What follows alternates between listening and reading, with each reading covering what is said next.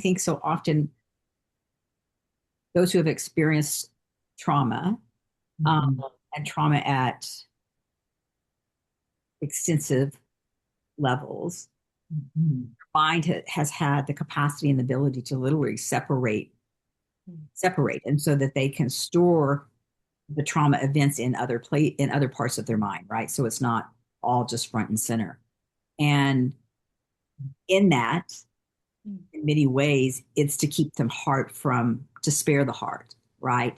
It's so that the heart, it's not that the heart doesn't know, but that the heart doesn't have to hold all of that. And so when people step in to do the work of the narrative, the story, their trauma, um, there are layers that feel like they're over the heart that have kept the heart from actually being able to be present, to be in sync. I mean, the two need to be in sync within themselves, for themselves, not just the mind, but in the conscious mind, but also the heart is, and my mind is the seat of emotion. And so it's important that the two work in tandem together. Mm-hmm.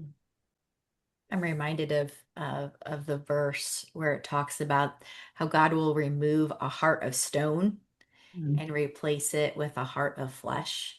You know, and throughout scriptures, there's so much of hardness of heart and having to get to that place of the brokenhearted being healed and whole. TJ, in your experience and in your healing journey, how did pain, I don't know if we can go a little bit deeper, but how did pain affect your heart? Mm. Hmm. It's a good question. You know, my life was deeply entangled with witchcraft from the environment I was raised in.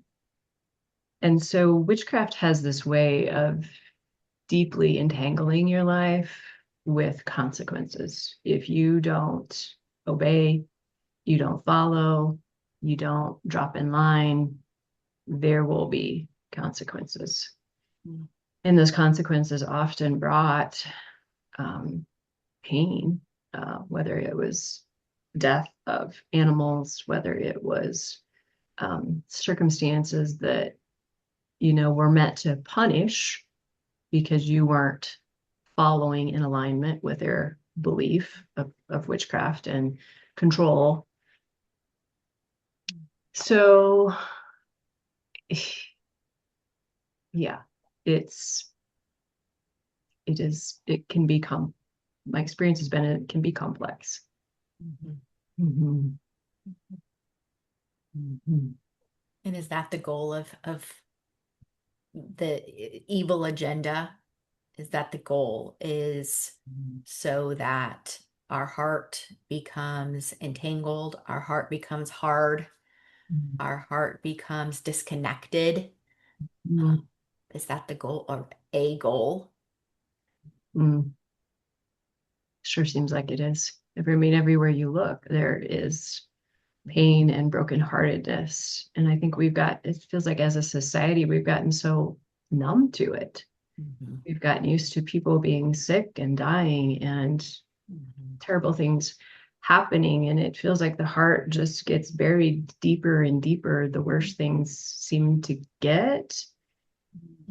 And yet, in it all, there's an invitation from him to engage with his heart and with the truth of what he's wanting to do amidst it all. Yeah, I think the more evil can ravage the heart and keep us from living, from our heart. I think of C.S. Lewis's comment that comes to my mind often has been kind of my life encouragement, is the glory of God is man fully alive. And I don't think we can be fully alive apart from our hearts. We can't live just from our minds.